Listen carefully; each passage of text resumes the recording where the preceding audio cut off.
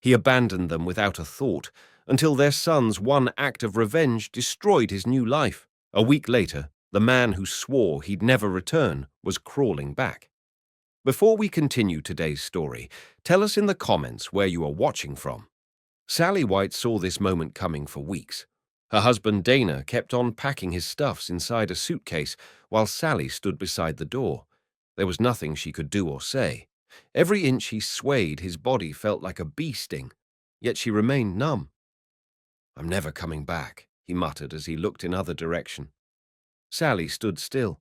His every movement were very familiar to her. The way he looked away when he lied, the way his hands would tremble every time he was enraged.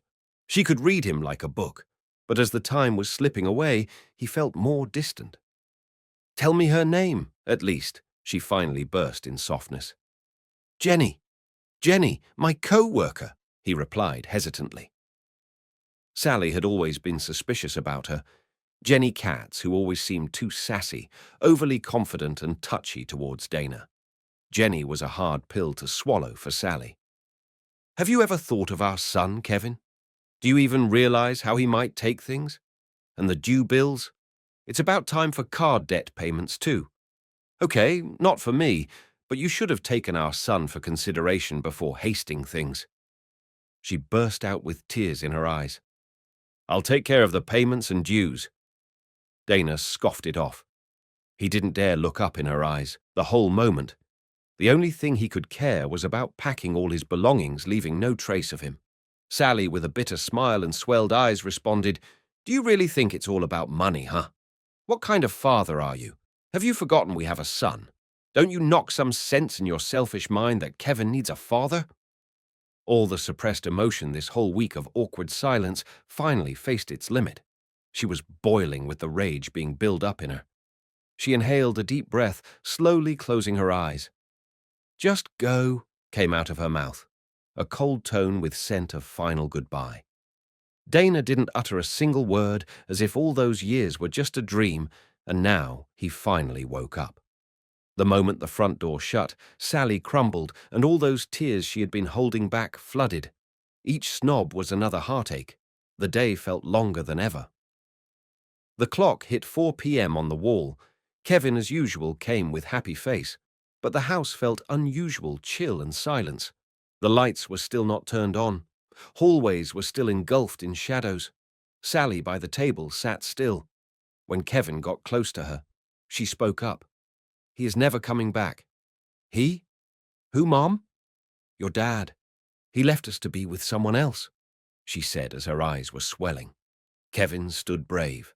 The words, the situation felt heavy, but he didn't let the emotion just take him in. Without a word, he turned around and walked down the hallway, each heavy footfall an echo of his shattered heart. Sally stayed rooted at the table, her limbs locked in place. The silence that settled between them was denser. That night, with no solace to offer and no shoulder to bury her grief in, Sally wept alone.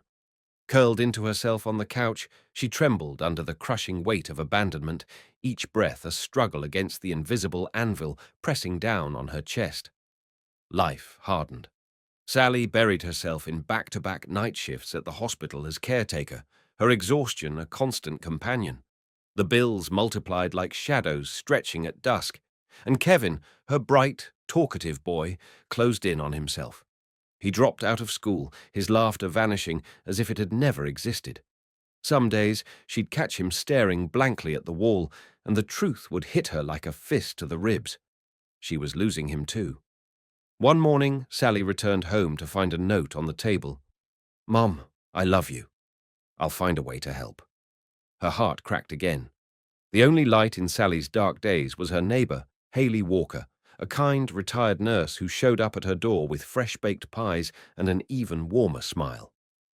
"You're tougher than you realize," Haley would say, handing her a slice of apple pie. "Storms don't last forever. The sun always comes back. You just have to hold on till then." Sally held those words close, like a lifeline. As for Kevin, the things were not looking too good. All the family photos hanging on the walls were staring him down. Dana's photo on albums turned into a distant blur. Late-night Mom's cry, heard from across the wall, pinned his heart with needles. These emotions were too heavy for his heart. Watching other kids play with their father on the grounds, family meals outside, all these just turned into ashes of desire. His resentment towards the abandoning father only grew stronger. A week later, as Sally stirred a pot of soup, Kevin spoke up. "Mum, I got back at Dad." She stopped mid-stir. "What do you mean?"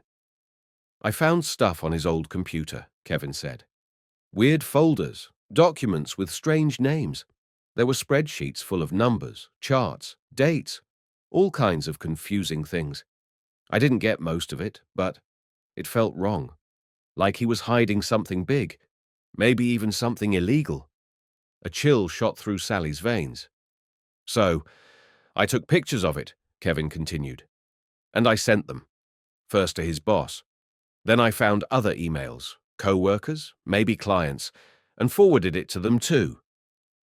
The spoon slipped from Sally's hand, clattering against the pot. Her heart hammered so hard she felt dizzy. "Kevin," she whispered, her voice trembling, "do you realize what you've done?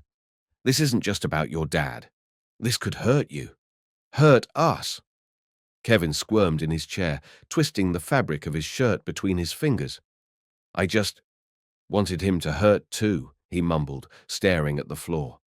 "I wanted him to finally see how much he broke us. Maybe then he'd come home. Maybe he'd say he was sorry.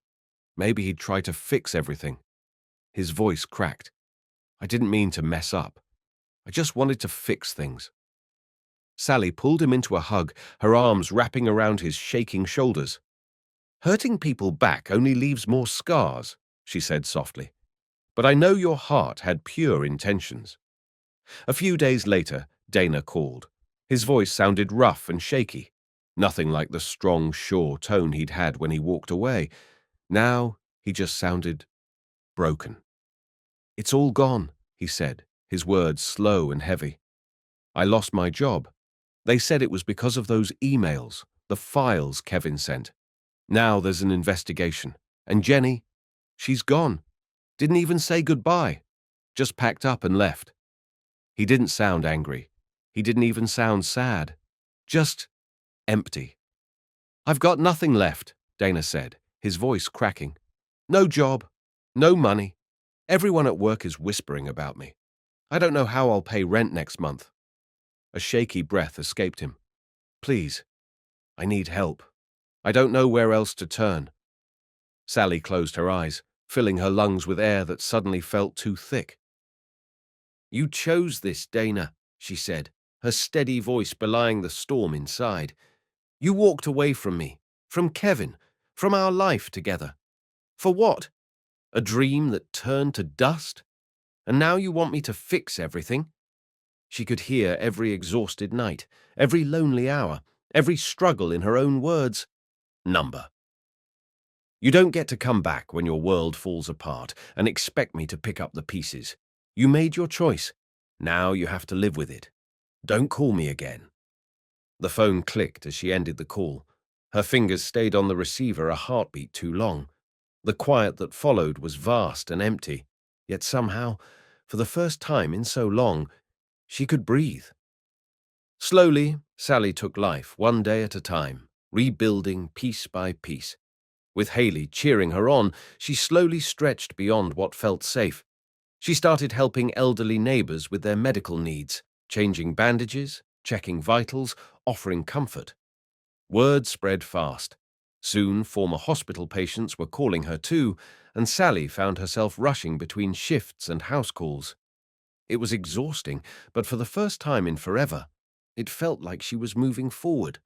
One night over tea, Sally confessed to Haley, "I dream of opening my own caretaker home, but I can't afford it." Haley patted her hand. "Where there's skill and heart, opportunity finds a way." So Sally took the leap. She found a tiny office, rolled up her sleeves, and painted the walls herself. Old co-workers gave spare medical supplies. Haley arrived with pots of cheerful flowers. Finally, Sally hung her sign. Salem Family Medical Care. Initial phases didn't bear any results. There were days with no patient, The business seemed running low on funds. Everything was overwhelming. Patients' feedback were discouraging some days. Yet through all these, she didn't give up. She chose to stand no matter any amount of downfall. Due to her determination, she finally bore results. Gradually, patients started coming, and they kept coming back. Because Sally didn't just treat illnesses. She listened. She understood. She gave people hope. The woman who once felt left behind had become someone new, a healer, a pillar of strength, a light in her community. Kevin began attending classes again. Dana came by one day. He looked terrible, pale, messy hair, clothes that didn't fit right. The confident man she'd known was gone. Now he just looked broken. "Jenny never cared about me," he whispered, like he'd said it 100 times before. She wanted fun and excitement, but when trouble came, she disappeared. His laugh sounded more like a cough. "My job was all I had left. I gave it everything. Now I'm just nothing. People at work talk about me like I'm some warning story." Sally listened, but her heart didn't ache anymore. "You destroyed us, Dana," she said calmly. "Not just our home, our trust, our family, everything. Do you even understand? You walked away from your son, from me, and now that your new life failed, you think you can come back?" She shook her head slowly. "That chance is gone. While you were burning bridges, I was building new ones. For me and Kevin." Dana never showed up afterwards until one sunny afternoon. Sally and Kevin walked through the park together. Then she spotted him, Dana, slumped on a bench by himself. She turned her gaze away. For the first time, she realized she didn't hate him. She just didn't care anymore. Kevin, now laughing more, standing taller, squeezed her hand. She squeezed back. Arm in arm, they kept walking. Not toward the past, not toward what was broken, but toward all the good things still ahead. Stories like Sally's happen every day, hidden behind closed doors, written in silent tears. But here's the real question. Did she make the right choice by closing the door on Dana for good? Could you have forgiven him? Drop your thoughts below. We're all ears. Don't forget to like, share, and subscribe to the Story Central for more stories like this. And to everyone who's ever rebuilt their life piece by piece, keep walking. Your future is brighter ahead.